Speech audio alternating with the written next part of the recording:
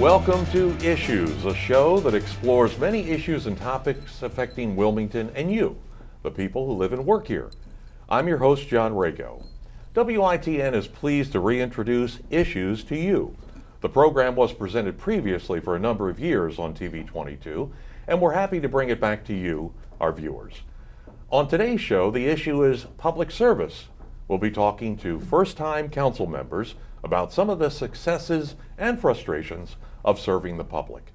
Joining me today are Wilmington City Council members Sherry Dorsey Walker, Nnamdi Chukwuocha, Maria Cabrera, and Darius Brown. They have all completed their first year in office, and we'll get their take on why they chose to become public servants and what it's been like over the past year or more to serve the public. So here we are, and what is it that drove you, how did you get to this point where you wanted to serve the public? What was it? Well, to be quite honest, all of us that are sitting here, we had been doing work in the community for many years. And then I know personally, I just decided to take it to the next level and do a little more and be in a position to bring about change.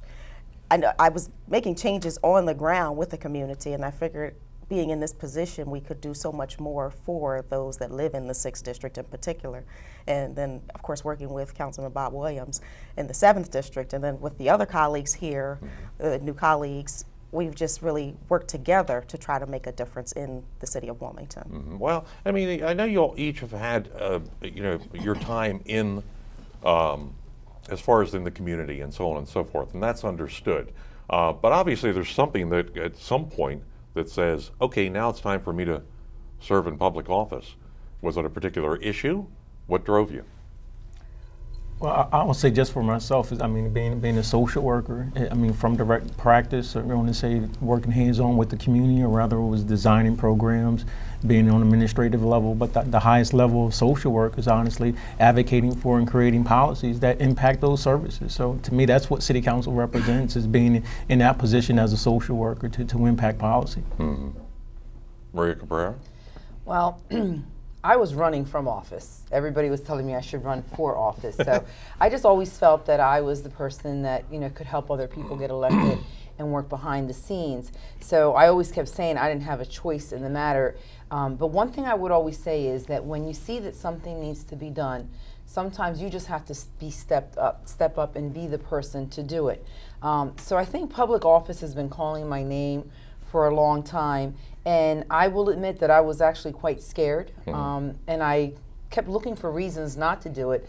But I think all along I knew in my heart that, as my colleagues had said, this is where you have the authority to make those changes to affect policy that can affect the greater good versus what we have all been doing on the ground as individuals and as community leaders. One of the things for me personally that I saw is that we really need more Hispanic leadership in positions where we're sitting at the table and having a voice in order to impact the decisions that are being made for our community, and we're not at the table participating in that conversation or really discussing what our needs are and what needs to happen. Right. At least for you and Darius Brown, you both have had experience sort of behind the scenes in government, and now you're out front as an elected official.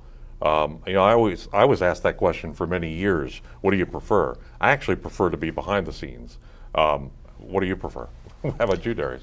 Well, I'm elected, so I actually prefer to be out front, but for many years I served for Senator Biden when he was our U.S. Senator, and got to work with many people in the city on how we develop policy and programs to help the residents of the city of Wilmington.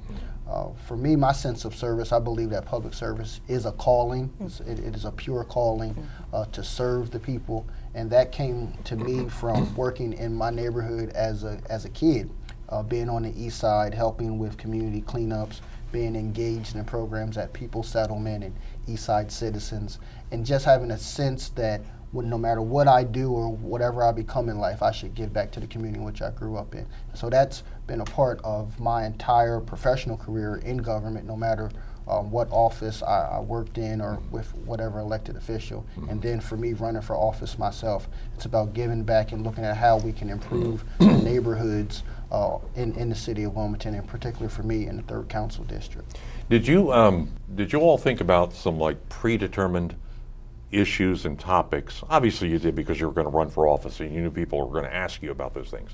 But did you come up with some predetermined topics that you thought maybe later on you'd be identified with? In other words, if you get in there, do some good work, then was it like that, or how do you determine how to prepare yourself for what people may ask you if they say you say I want your vote, and now you have to have a conversation with him. So what topics were important to you? For me, was poverty. So a lot of folk, if they followed the information and things that I did last year, was around creating pathways out of poverty, understanding the poverty rate here in the city of Wilmington, and how we can do things to reduce that poverty rate, how we can look at education and employment as pathways out of poverty and creating ladders of opportunity for residents. So for me, I do a lot around jobs and city to work, which is a moniker that you would hear a lot from me and things that I do. And then around education, we've created some programming and initiatives in the 3rd Council District around our neighborhoods. So you'll see things that says learning neighborhoods, talks about education, livable neighborhoods, talks about housing, safe neighborhoods, talks about public safety. Building better neighborhoods is our overall arching plan for the 3rd Council District, and then working neighborhoods talks about employment. Okay, good, yeah. And I've seen some of your writings in terms of some of your agenda. Same for all of you?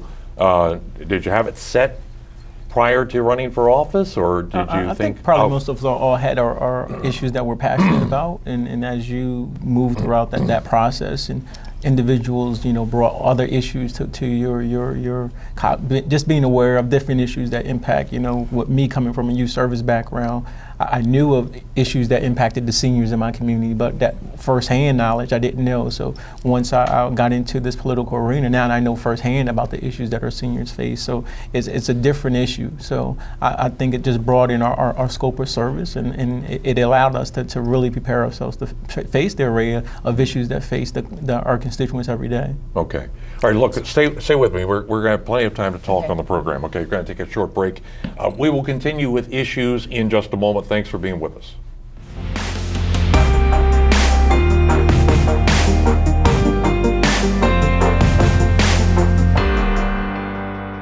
Hi, I'm Mayor Dennis P. Williams.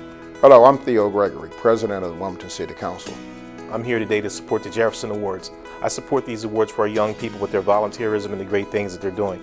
With us are students from Maria Cabrera and St. Elizabeth High Schools in support of the Jefferson Awards Lead 360 Challenge.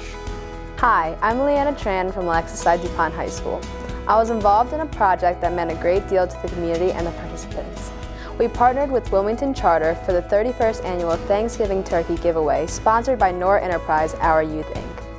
With 10 other schools, we collected 1,600 turkeys that served over 2,000 seniors in the 13 high-rises throughout the city of Wilmington. The experience was great, especially being able to give back to the generation of people who have paved the way for us to be the leaders we are today. I am from St. Elizabeth High School, and my name is Erin Evans. Our project involved raising money and awareness for the organization To Write Love in Her Arms. The aim of this project is to raise awareness for the prevention of self-harm and suicide, and to boost positive self-image. Our Jefferson Awards Committee sold bracelets, handed out pamphlets, and gave a presentation to the St. Elizabeth middle schoolers about this movement. We also wrote positive reminders about uniqueness and self-image on sticky notes and posted them on over 400 lockers 2 different times this school year. It was great to know that these notes brought a smile to the faces of the students at St. Elizabeth's, and that our funds help those in need. I do believe that the Jefferson Awards is a great thing for young people. Participants will be recognized at a local award ceremony in May. Local and national prizes are also available. Take the first step today by visiting lead360challenge.jeffersonawards.com and post your community service event. Please join us and take the challenge. Together we can all make a difference.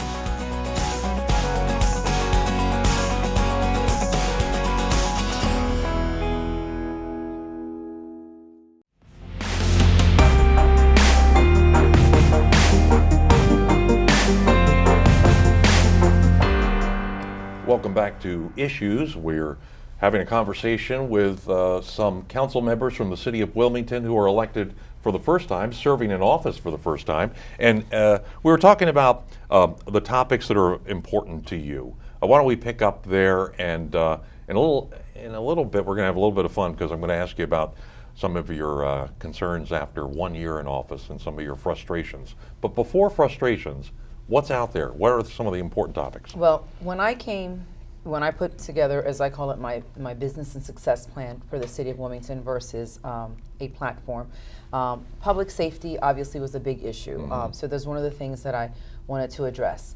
Economic development is big with me, because being a business owner, a micro business owner, I saw the needs that the small business owners had. And so really working with small businesses and helping them grow, because with the recession we have seen that is the small businesses are the fabric of America, and that we need to be more supportive of our small businesses within the city of Wilmington and within the state of Delaware. So my passion was working with small businesses as the former president of the Hispanic Business Association. But having come into office, I thought it was interesting how my focus turned around to other things. One of the things that I landed in my lap was environmental justice. And that was something I didn't know anything about. And I started learning, because I was being made aware as a leader that we have issues here of health, sickness that is due to the environment, our air, our water, and most recently the dangerous chemicals that are being transported through our city. So I've had the opportunity to go to Washington, D.C. and advocate not just for the city of Wilmington, for the whole state as an elected leader. So that is something that was a twist in You what never I was expected planning. that. I never expected that, but I'll tell you, the biggest thing for me was constituent empowerment, because I felt that for so long, the voices of our residents, they felt, this is what I'm getting from them, that they're not being heard, that they're not being listened to, that their cares and concerns are being put in the back burner for other things that appear to be more important. And I thought it was important, if nothing else, to give our constituents an opportunity to have that voice, to be their voices. So that was my driving passion. Okay. Well, my colleagues pretty much summed up how I feel about it. Education was major for me, our youth, and then making sure that our seniors, their voices are heard, as Councilwoman Cabrera just stated, and empowerment. But the other side of it, how do you empower people? You empower them through economics, and as Councilman Darius Brown stated, it's imperative that we take people and we find a pathway out of poverty. And I think that he's really doing a great job. And what I thought would be best is working with others. I previously worked with Councilman Chukwuocha before even coming into office. So we had the relationship of working with the youth and wanting to make a difference in our community and make a huge impact. So it was a no-brainer, just taking it to the next level and making sure that, and as a business owner and a filmmaker, how can I empower the community to make sure that they are working? So what I've done now is, when I have projects, I make sure that if I have a constituent that's in the arts, I have them work on the project with me, so that way they're earning and taking care of their families. Yeah. Now, how about this whole the whole issue of crime?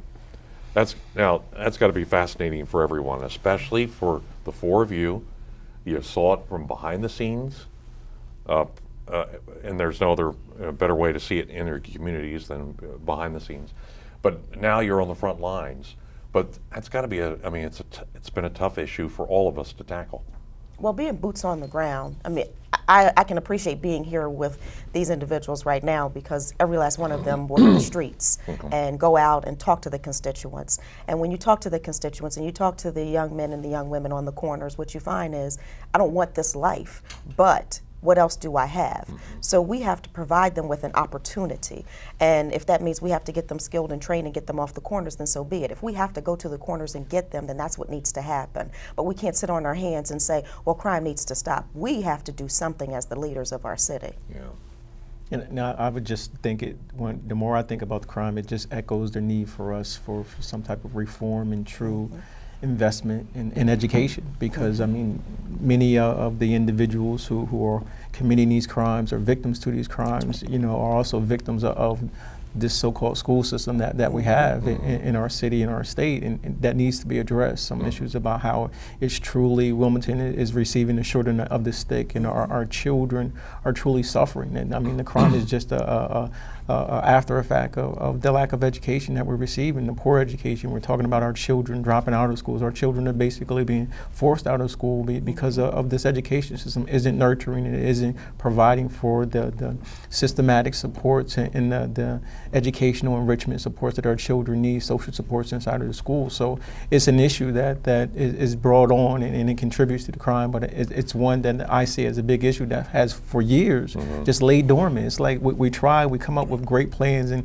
great ways to address it, but it never moves forward. And it's frustrating. But we talk about crime every day, but we won't talk about education, or we won't, as my sister said, about job creation, and all these other issues that are more important than the crime. But all we talk about is the crime, and that's, I think, is the issue that we need to continue to get into the community, so that, I mean, let whatever newspaper wants to talk about the crime every day, let them do that. But we need to talk about something else inside of the community to change the dialogue within our communities and the hearts and our homes of our individual districts. Yeah, poverty, unemployment here. Sure. I mean, it's, for Darius, I mean, that's what you've been saying for now a year in elective office.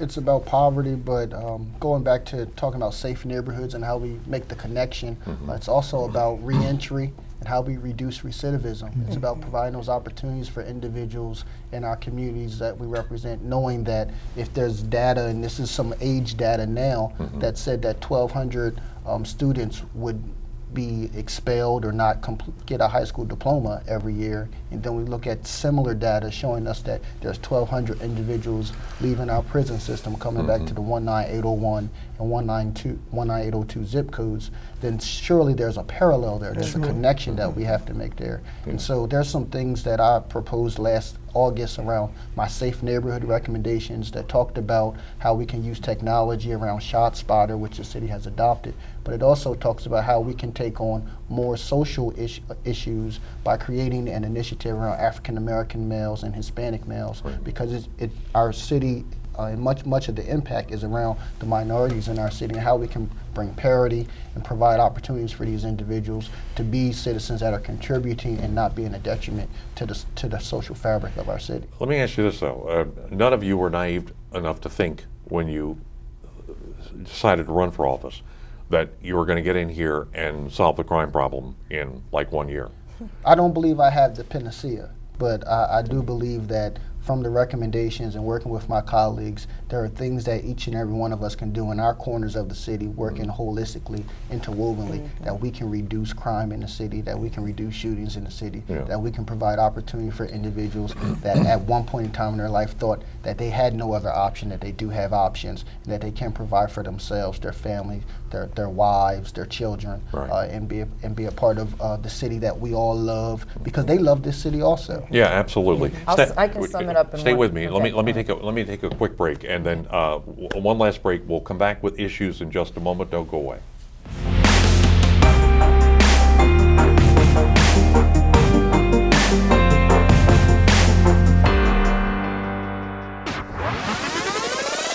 I want my Ed TV.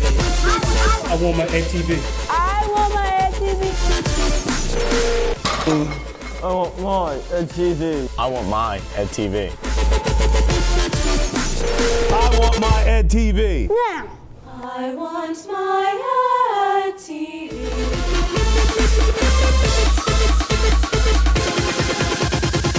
I want my Ed TV. My name's Reggie. Just recently, my wife and I took in her sister's children. Now, we already had 4, so I went from becoming a family man to a man with a bigger family. Now, you can't eat love, so I don't know how I'm gonna feed them tonight. How was that, Rich? I think I look more like Denzel. That's cold, man. Play a role in ending hunger. Visit feedingamerica.org/hunger and find your local food bank.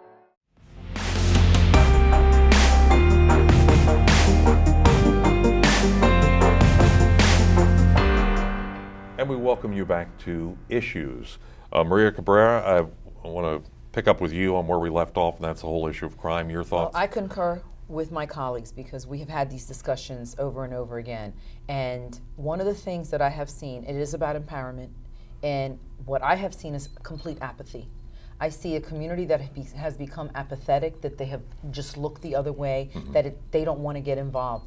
And we as leaders have one thing within each of us that we can do, and that is to inspire people to come together, to not lose hope. And if they did lose hope, to get that hope, that if we work together, we can make a difference, we can make a change. And I think that unequivocally, that is one of the things that every single one of our new council people, along with our senior council people, have been working diligently in the community to do. We can inspire our residents, our city constituents, to not be apathetic, to have hope, and to know that we can work together collectively to make a difference. And that is one way that we can start changing the root causes as well as the after effect, which is the crime. Am I hearing, when you say that, am I hearing, I'll use another phrase, personal responsibility?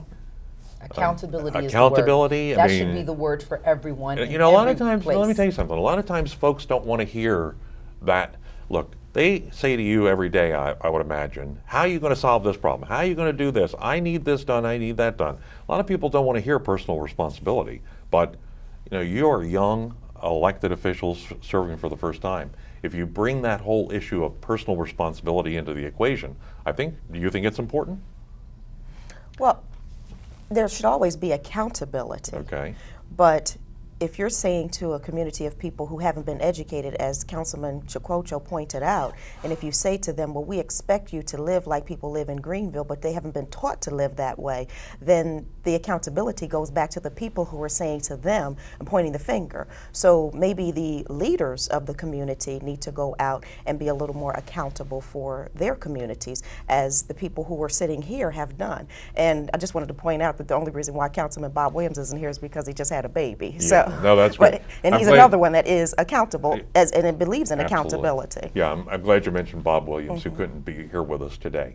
Let's turn for a moment, with a few minutes left in the program. Look, 1 year in, I got to hear some of your frustrations. Whether it's, I don't care what it may be. Any frustrations? Can I just jump in real quick? Because, you know, I've been going through this. I sat 9 months ago to talk about, you know, when I try to look at what's the problem with crime in the city, what's causing this? I said, who's controlling this crime? I said, well, one magic word popped up, the landlords, because they're the ones who are moving people into neighborhoods. I've seen neighborhoods transform. So who has the power to have these people in or out? Are the landlords. So we started focusing on that. What can we do to have stricter laws to make sure that these landlords aren't getting away with having, I call them drug slumlords, because they are specifically renting to drug dealers who pay them their rent 1 year in advance, and these people are allowed to run that block any which way they want. So now, through a series of meetings in the last 9 months, and with help from colleagues on council, like Councilman Friel, who has sat down with me, we identify that there is a lack of communication between the city departments, so that if the police department makes an arrest and there's an issue with a property, that police department is not reporting to L&I so that the nuisance points can be tacked onto that property. That when that landlord comes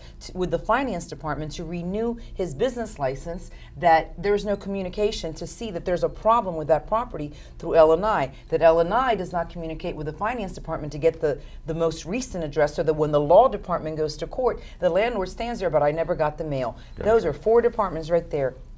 No communication. We have to do better, and there's technology out there so that we can do better. Are any other frustrations, or are you happy with the pace of government? Did anything surprise you about the pace of government once you got here? I would say what I am most thankful for is honestly is our senior leadership.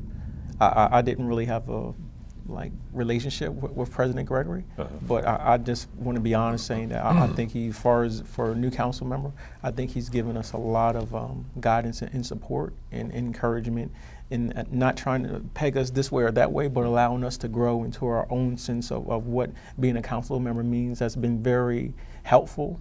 And just for me, some of the frustrations are looking at an issue, you know, my heart is our children, and how education, and you realize you can only go so far. I mean, honestly, us as a city, our city has no voice in the education of our children. I mean, That's the bottom line. Now, how do we get that? That's the big frustration. And how do you begin to educate a community about this issue and the need to become involved in it? It's very, it includes everyone. And we need the nonprofits, the faith-based, the businesses, and local government, our county and state governments to really assist us in this effort. Yeah.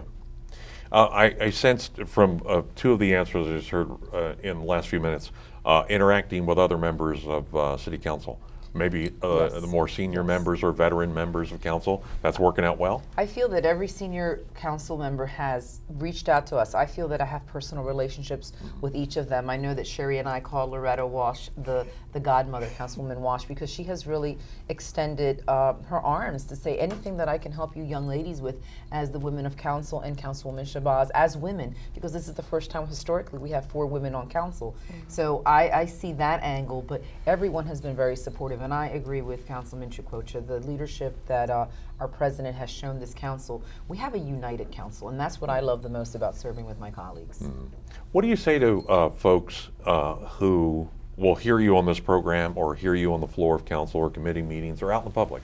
How do you deal with folks who do not necessarily agree with your views? Oh, that's pretty easy. I mean, what you do is you speak from the heart. And people will respect you if you stand strong on your convictions. But when you waver and you're wishy-washy, that's when they can't respect you. But if you say, hey, I'm for school reform, and I'd like for you to join me in the journey, and they say, well, I don't wish to be bothered, or the schoolhouse to jailhouse track needs to be abolished. Well, tell me more about it. Sometimes you can win people over just with your personal convictions. Right. So they'll see your heart, and they'll see your character. Okay. All right. Sorry. I'll just say consistency as a principle is essential. I mean, if you stay committed today and tomorrow I'm the same way, pretty soon they're going to respect that fact. Even if they disagree, that they'll respect the fact that you're not being wishy-washy, you're not flipping on the issue. This is where I stand. Okay, I like that too. I've always liked elected officials who you kind of know where they're coming from, know what their positions are. I mean, that's how you kind of track what they do. Our time has just flown by. And I want to thank you all very much, though, for being with us. It's been interesting to hear your thoughts, and good luck as you move through years 2, 3, and 4. All right, that's all the time we have for today's program. Many thanks to you, our viewers, and to our guests for being with us. Now, if you have comments about anything you've heard today from your elected officials, you can reach them by calling Wilmington City Council at 576-2140. Or you can go to the city website at wilmingtonde.gov and check out the council members' web pages. So for Wilmington City Council and WITN Channel 22, I'm John Rago, and thanks so much for being with us.